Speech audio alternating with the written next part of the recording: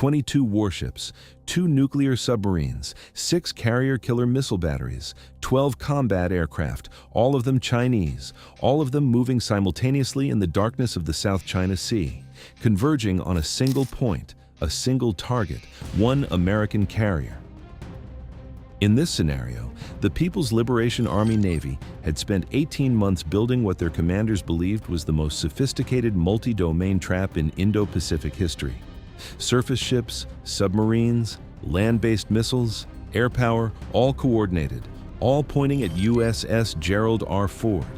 Beijing had studied every American carrier operation in the South China Sea for 2 decades. Every patrol pattern, every response time, every gap in defensive coverage. They had built the DF-21D carrier-killer missile specifically to end American carrier dominance in these waters. They had constructed artificial island bases throughout the South China Sea specifically to provide forward positioning for exactly this kind of operation. 18 months of preparation, the culmination of a decade of strategic investment, and at 2:31 a.m., in this simulation, it activated. 22 PLA vessels completing their encirclement formation around USS Gerald R. Ford. 6 DF-21D batteries going hot along the island chain.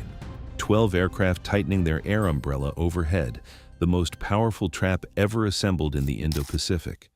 It lasted 47 minutes, not because of a bigger missile, not because of a more powerful radar, not because of anything Beijing could see or measure or plan against, because of what they could not see. 3 submarines that had been beneath them for 22 hours. 4 electronic warfare aircraft that had been recording their every frequency for 44 minutes. Stealth bombers overhead that their most advanced radar systems never detected. And an allied network spanning 4 nations that had been watching every element of this operation being assembled for 14 weeks. In this simulation, China built a trap for one carrier. The carrier was never alone. This is that story. In this scenario, to understand Beijing's calculation, you need to understand what $3.4 trillion looks like on a map. That is the value of trade that passes through the South China Sea every single year. 1/3 of all global maritime commerce, oil from the Middle East heading to Japan and South Korea. Those electronics from Vietnamese and Malaysian factories heading to European consumers. Agricultural products feeding billions of people across the Indo-Pacific. China has spent a decade constructing artificial island bases throughout these waters, radar systems, missile batteries, military airstrips, an archipelago of permanent military positions scattered across the most important commercial waterway on Earth. The strategic logic was patient and precise. Establish presence, normalize that presence, then leverage it. In this simulation, the encirclement of USS Gerald R. Ford was the moment that patient strategy was supposed to pay off. Force the most visible symbol of American naval power to accept Chinese authority in these waters, even once, and the strategic reality of the entire Indo-Pacific shifts. Every American ally in the region recalculates. Every nation that depends on South China Sea shipping lanes recalibrates its relationship with Beijing. Every security guarantee Washington has made in the Pacific becomes slightly less credible. China was not trying to sink a carrier. They were trying to reshape the world without firing a shot.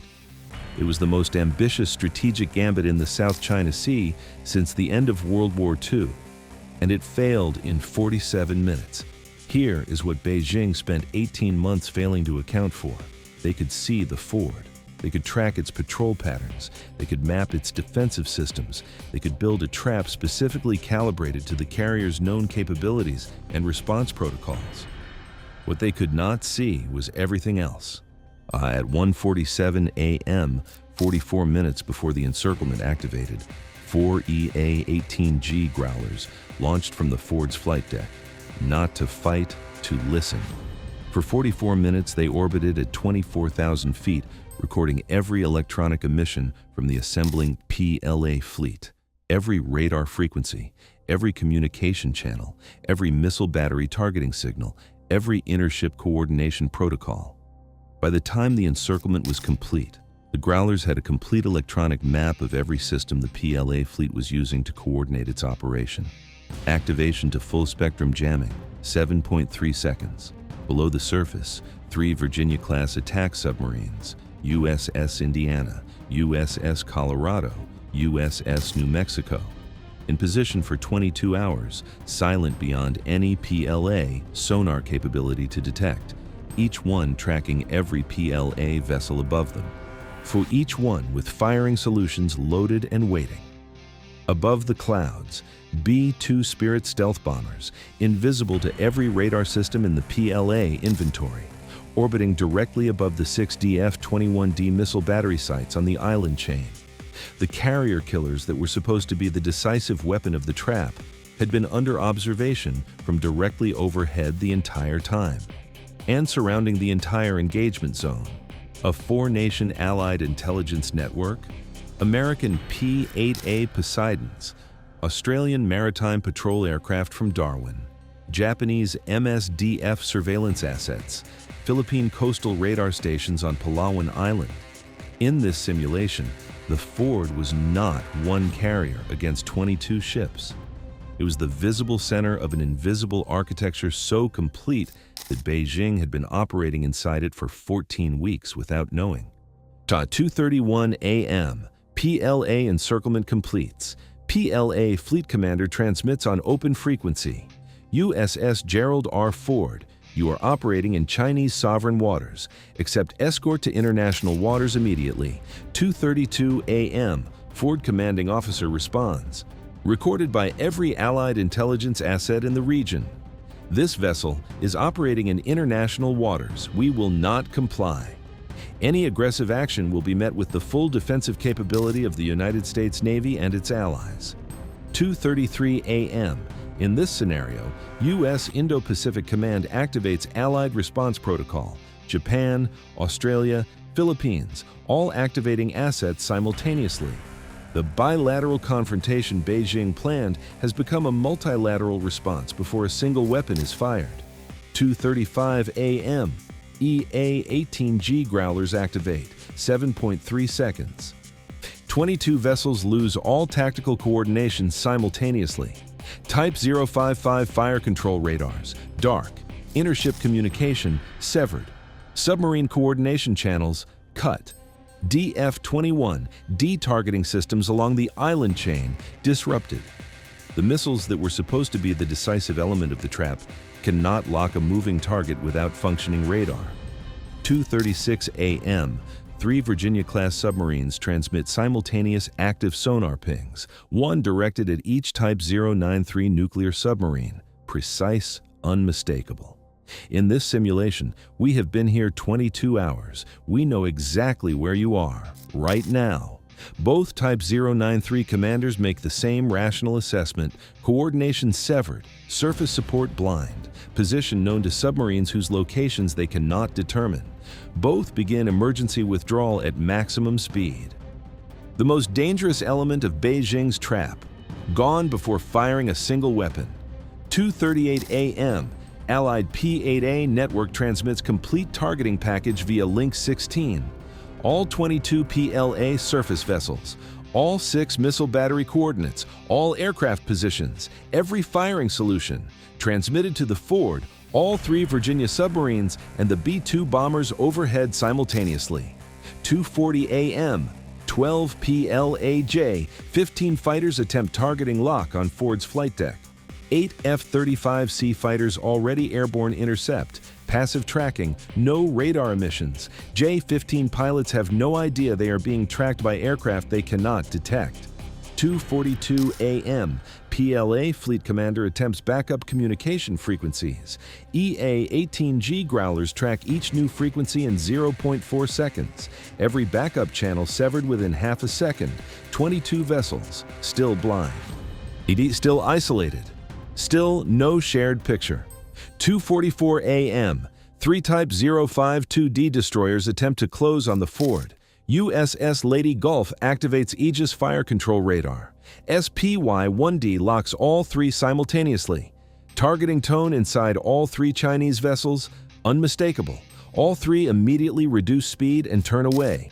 2:46 a.m., B-2 Spirit stealth bombers activate single targeting radar pulses directed at each D, F-21D missile battery site. In this scenario, a precise message delivered from directly overhead. We are here. We have been here the entire time.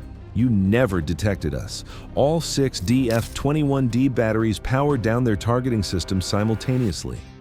2:49 a.m., PLAH, 6 bombers carrying YJ-12 anti-ship missiles lose targeting data link to surface fleet. No valid targeting solution. Begin withdrawing from strike group. 2:51 a.m. In this simulation, PLA fleet commander transmits on emergency diplomatic frequency, intercepted and recorded. Translation: Operation has encountered significant electronic interference. Coordination not possible. Recommend suspension. 2:53 a.m. In this scenario, Chinese naval leadership authorizes suspension. 2:54 a.m. PLA surface vessels begin breaking formation, moving west. The 2 Type 093 submarines already 40 nautical miles away. The 6 F-21D batteries dark and silent along the island chain. 3:18 a.m. Last PLA vessel clears the zone. USS Gerald R. Ford resumes transit, course unchanged, speed unchanged, 47 minutes, 0 weapons fired, 0 casualties. 3:31 a.m. Ford commanding officer transmits routine navigation update, transit continuing as planned. And in this scenario, Chinese state media issued a carefully worded statement. The PLA Navy had conducted exercises demonstrating operational readiness in the South China Sea. Regional stability had been maintained. China's sovereign rights had been affirmed. Allied intelligence networks shared a different picture. Satellite imagery of 22 PLA vessels breaking formation and withdrawing west. Thermal signatures of 6 F-21D missile batteries powering down simultaneously across the island chain. Acoustic recordings from 3 Virginia-class submarines capturing 2 Type 093 nuclear submarines, making emergency withdrawal at maximum speed. And the intercepted communications, 14 weeks of PLA encrypted planning data, every detail of the operation, every contingency, every backup protocol, all of it recorded. Not all of it now in American and Allied hands. In this simulation, Japan issued a statement noting that freedom of navigation in the South China Sea had been successfully maintained. Australia, the Philippines, South Korea, each issued similar statements within hours. The message to Beijing from every nation watching was the same. We were all there. We all saw everything, and we all know exactly what it means. Here is the lesson that this scenario delivers to every navy watching from a coastline. China did not fail because their ships were inferior. The PLA Navy has invested enormously in real capability over 2 decades. The Type 055 destroyer is a genuinely world-class warship. The DF-21D carrier killer is a real weapon with real range and real accuracy. The Type 093 nuclear submarine is a real threat to surface vessels in open ocean. None of it was enough. Because capability without coordination is just hardware, and coordination requires communications, and communications can be severed in 7.3 seconds by 4 aircraft that spent 44 minutes learning every frequency you used before you knew the engagement had started.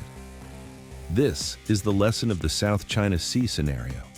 Not that American weapons are superior, not that the Ford could have fought its way out alone, but that the Ford was never fighting alone. It was the visible tip of an invisible network that had been watching Beijing assemble this trap for 14 weeks and had already prepared the response before the first PLA vessel reached its encirclement position. The DF-21D carrier killer missiles, the weapons China built specifically to end the age of American carrier dominance, never fired. Their targeting systems were disrupted before they could lock. A weapon that cannot find its target is not a carrier killer. It is an expensive reminder that hardware without an uninterrupted information network is just hardware. The Virginia-class submarines that Beijing never detected had been tracking the PLA fleet for 22 hours. They did not fire a single weapon. They sent 2 sonar pings, and 2 Type 093 nuclear submarines made rational professional decisions to withdraw. Rational, professional, and completely consistent with the outcome Beijing least wanted. In this scenario, the South China Sea remains international waters. The Ford is on transit. 3 Virginia-class submarines are back in their observation positions. 4 EA-18G Growlers are back on the flight deck. And B-2 bombers are orbiting at altitude, invisible, as they always were. China built a trap for one carrier. In this simulation, the carrier was never alone. It never is. Here is what I want to know from you. In this scenario, China assembled the most sophisticated multi-domain naval trap in Indo-Pacific history. 22 warships, nuclear submarines, carrier-killer missiles, stealth aircraft, and the entire operation was dismantled in 47 minutes without a single American weapon fired. Do you think information dominance, winning before the first shot, has permanently changed the nature of naval power competition? Or does there come a point where sheer numbers overwhelm even the most complete intelligence network? Comment below. I read every single one. If this breakdown changed how you see the future of naval power in the Indo-Pacific, hit the like button and subscribe. Because the next classified file is already being unlocked. Trust me, you will not want to miss it. The events, dialogues, military operations, and outcomes depicted in this video are entirely fictional and created purely for educational and entertainment purposes. This is a hypothetical what-if scenario based on publicly available information about real-world military capabilities, weapon systems, and geopolitical tensions. No part of this video should be interpreted as a factual report of real events. All military engagements, casualty figures, and operational details shown are dramatized and do not represent actual incidents. We do not glorify war or violence. Our goal is to analyze military technology and doctrine in an engaging format. Viewer discretion is advised.